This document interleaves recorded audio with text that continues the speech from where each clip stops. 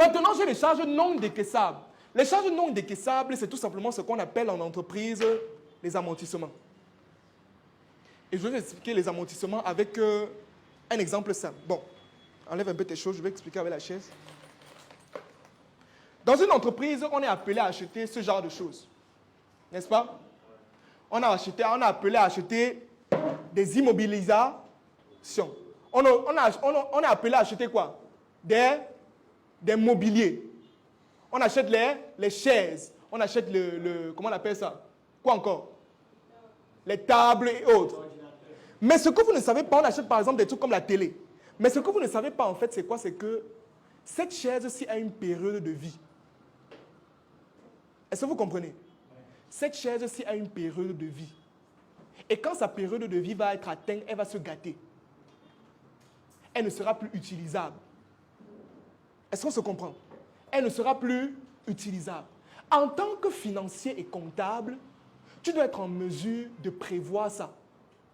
De savoir que la chaise-ci va se gâter dans 5 ans. Et comme ça va se gâter dans 5 ans, il ne faudrait pas que c'est dans 5 ans que je me dise que ouais, je vais trouver l'argent ou pour acheter une autre. C'est la raison pour laquelle chaque mois dans ton chiffre d'affaires, tu dois pouvoir retirer une partie de l'argent qui va acheter la chaise-ci dans 5 ans. C'est ça qu'on appelle l'amortisseur. L'amortisseur.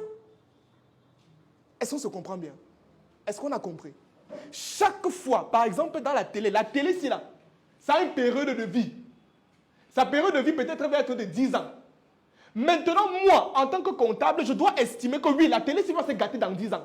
Mais il ne faudrait pas que c'est dans 10 ans que je commence à paniquer en disant que mais on va acheter une nouvelle télé, ça s'est gâté. Non. Ce que je fais, c'est que chaque mois, quand j'ai mon chiffre d'affaires, je dois retirer une partie de l'argent qui va plus tard payer cette télévision. C'est ça qu'on appelle les charges non décaissables. En fait, qu'est-ce que je suis en train de faire? Je suis en train de retirer de l'argent, mais qui ne comble pas un besoin immédiat. Ça va venir plus tard. D'accord? Est-ce qu'on a compris la charge décaissable, la charge non décaissable? Question? Oui? Mais si ça arrive que la chaise ou la télé se gâte avant les 10 ans. Avant les 10 ans, c'est pour cette raison qu'il y a ce qu'on appelle les provisions. Il y a ce qu'on appelle les provisions pour risque. C'est un argent, en fait, que vous devez allouer pour tous les risques de l'entreprise. Est-ce qu'on se comprend? Ce qu'on appelle parfois un fonds de sécurité. Bon, c'est vrai que c'est dans la deuxième partie. On appelle ça le bon. Pour vous mâcher ça, moi, je vais vous dire que c'est le fonds de sécurité. Mais on appelle ça normalement les provisions. On a les provisions pour risque. Par exemple, si la chaise se gâte, comme tu es en train de dire, l'argent doit venir couvrir. On a les provisions pour créances des clients douteux. Ça veut dire quoi, par exemple? Tu peux avoir un client, n'est-ce pas? Tu as un marché avec lui. Il te dit qu'il va te payer 50% maintenant et il va terminer après. N'est-ce pas? Mais le problème, c'est que quand tu vois l'allure de son paiement,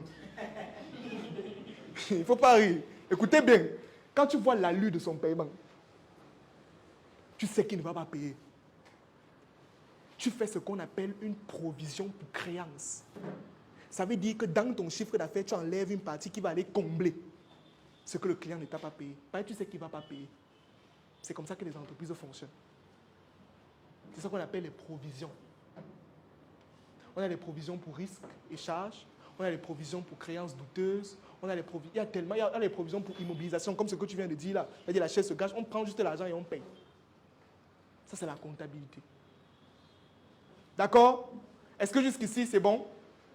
Le chemin d'un entrepreneur et d'une entreprise est parsemé d'embûches, d'obstacles et de difficultés qu'il est parfois difficile de braver. Afin de venir à bout à toute entrave dans votre entreprise, de faciliter le développement de votre performance, faites-vous consulter, accompagné par Franck Noboussi et l'équipe expérimentée de Osha Mindset, peu importe votre situation géographique. Vous avez le choix entre différents packages de coaching. Classique à 15 000 francs CFA, standard à 30 000 francs CFA, premium à 80 000 francs CFA et gold à 150 000 francs CFA. Pour plus d'informations, contactez l'équipe Osha Mindset au plus 237 690 81 75 06.